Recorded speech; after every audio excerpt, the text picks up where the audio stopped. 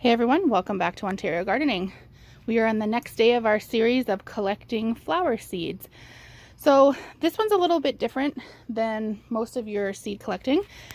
This one is a Snapdragon. So with Snapdragons, we typically just leave them on the plant until they become these pods, which look like little skulls. You will know once they're no longer green and they're pretty much brown, and inside is where the seeds are. So this one we don't necessarily have to let dry out inside, but you're going to snip it off of a plant. You can do this in a paper bag. I'm going to do it in a Ziploc bag.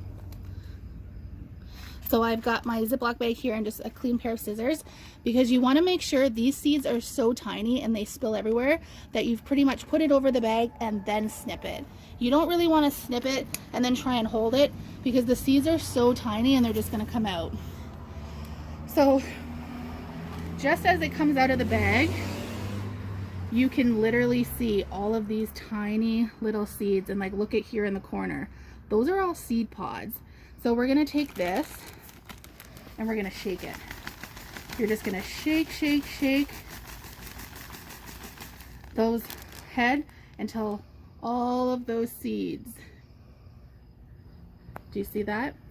Those are all single plants, all single little Snapdragon seeds. So this is why it's so important to put this cover over the bag first before you move it.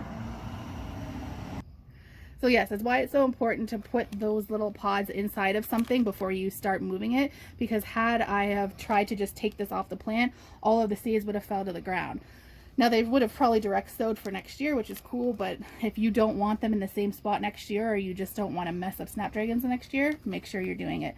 So doing the Snapdragons is probably one of the easiest ones, because you don't have to wait for anything to dry and it's good to go. But thanks for following along, and continue to watch our video series on other flowers this week. Talk to you soon. Bye.